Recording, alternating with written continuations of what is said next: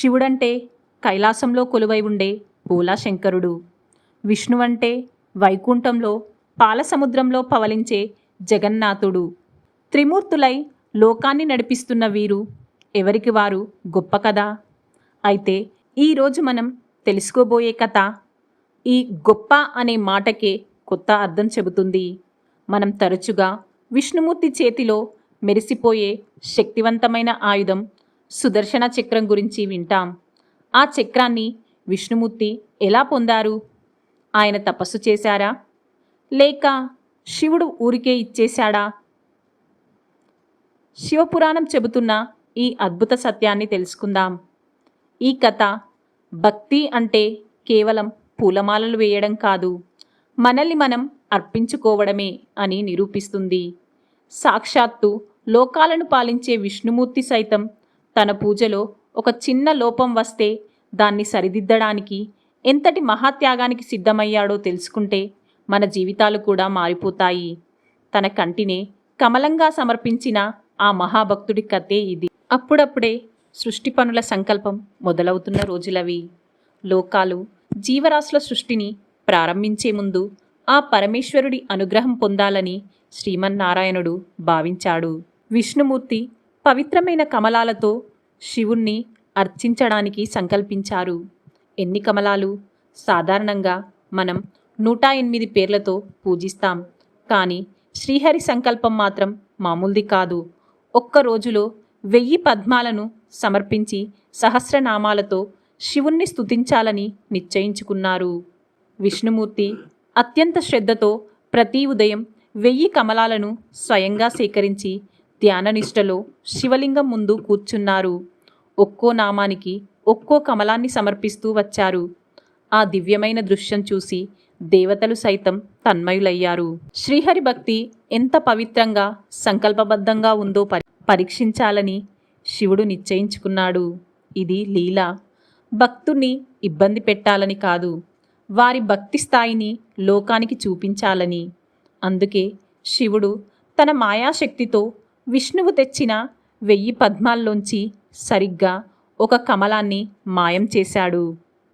విష్ణువు స్తోత్రం చేస్తూ కమలాలను లెక్క పెడుతూ వస్తున్నాడు. 999 కమలాలు పూర్తయ్యాయి. ఇక చివరి 1000వ కమలం సమర్పించాలి. ఆయన చెయ్యి కమలం కోసం వెతికింది, కానీ ఆ కమలం లేదు. విష్ణుమూర్తి ఆశ్చర్యపోయారు. ఎక్కడా దొరకలేదు. ఆయన ముఖంపై దిగులు కమ్ముకుంది. పూజ సంకల్పం భంగమైతే ఎంత గొప్పవారికైనా ఫలితం దక్కదు కదా. పూజకు ఎన్ని అడ్డంకులు వచ్చినా సంకల్పాన్ని వదలకూడదు. అప్పుడు విష్ణువు ఏం చెయ్యాలి? రేపు పూజిద్దాంలే అని వాయిదా వేయవచ్చు, నా వల్ల కాదు అని వదిలివేయవచ్చు. కానీ ఆయన అలా చేయలేదు. విష్ణుమూర్తి తీవ్రంగా ఆలోచించారు. 1000వ కమలం కావాలి. అప్పుడు ఆయన మనసులో ఒక ఆలోచన మెరుపులా తట్టింది. నా కన్నులు కమలాల మాదిరిగా అందంగా గుండ్రంగా ఉంటాయని కదా లోకులు స్తుతిస్తుంటారు. కమలాలకు మారుగా నా కంటినే కమలంగా భావించి ఆ పరమేశ్వరుడి పాదాల ముందు సమర్పిస్తే నా సంకల్పం నెరవేరుతుంది. ఈ నిర్ణయం ఎంత గొప్పది! ప్రపంచాన్ని పాలించేవాడు తన దేహ సౌందర్యాన్ని, దృష్టిని, చివరికి తన చూపును కూడా లెక్క చేయకుండా భక్తి కోసమే త్యాగానికి సిద్ధమయ్యాడు. వెంటనే శ్రీహరి తన చేతి వేలితో తన కన్నుల్లోంచి ఒక దానిని పెకిలించి 1000వ కమలంగా భావించి శివలింగం ముందు అర్పించారు. విష్ణువు తన కన్నును అర్పించిన ఆ అద్భుత సన్నివేశంలో పరమేశ్వరుడు ప్రేమతో ప్రత్యక్షమయ్యారు. విష్ణువా, నీ అసాధారణ భక్తికి నేను దాసోహమయ్యాను.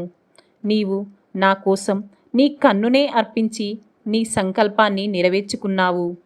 నేటి నుండి నీవు పద్మనేత్రుడివిగా, నా అత్యంత ప్రియభక్తుడిగా లోకంలో పూజలందుకుంటావు. నీ కన్ను నీకు తిరిగి వచ్చుగాక అని ఆశీర్వదించి విష్ణుమూర్తికి సుదర్శన చక్రాన్ని అందించారు. ఈ కథ మనకు 3 గొప్ప సత్యాలను చెబుతుంది. శివుడు కమలాన్ని ఎందుకు మాయం చేశాడు? ఆయనకు పువ్వులు కావాలంటే క్షణంలో సృష్టించగలడు కదా. ఆయన పరీక్షించింది విష్ణుమూర్తి మనసును, భక్తిని, సంకల్పాన్ని. దేవుడు మనం ఇచ్చే బంగారం, పట్టు వస్త్రాలు అని చూడడు. నేను ప్రారంభించిన పని పూర్తి చేయాలి అనే తపన ఎంత ఉందో అదే ఆయన చూస్తాడు. పూజలో లోపం వస్తే దాన్ని సరిచేయడానికి, అవసరమైతే నా కంటినే అర్పించడానికి నేను సిద్ధమా? ఇదే విష్ణువు చూపించాడు.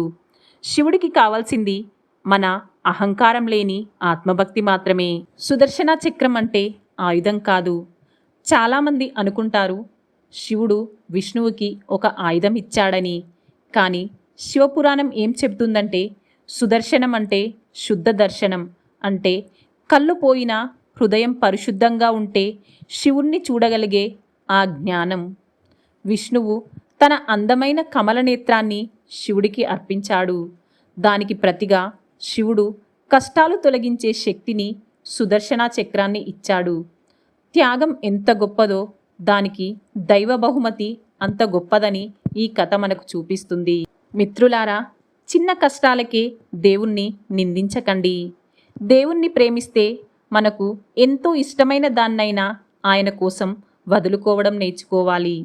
శివుడికి కావాల్సింది పెద్ద ఆలయాలు కాదు, మన మనసే ఆయన ఆలయం అవ్వాలి. అందులో స్వార్థం అనే తెర తొలగించి నిస్వార్థ భక్తితో ఆయనను దర్శించాలి. విష్ణుమూర్తి చూపిన ఈ కమల కన్నుల త్యాగం మనకు చెబుతుందొక్కటే: భక్తి అంటే త్యాగం, త్యాగం అంటే విజయం. ఈ కమల కన్నుల కథ మీ మనసును తాకిందా? అయితే మీరు కూడా మీ భక్తిని ఆచరణలో చూపండి. శివతత్వాన్ని అర్థం చేసుకుందాం. విష్ణు భక్తి, త్యాగాన్ని అనుసరిద్దాం. మీ అభిప్రాయాన్ని కామెంట్లో చెప్పండి, లైక్ చేయండి. భక్తి కథలు, ఆధ్యాత్మిక రహస్యాల కోసం మా ఛానల్ని సబ్స్క్రైబ్ చేసి మా కుటుంబంలో మీరు భాగమవ్వండి. మర్చిపోవద్దు.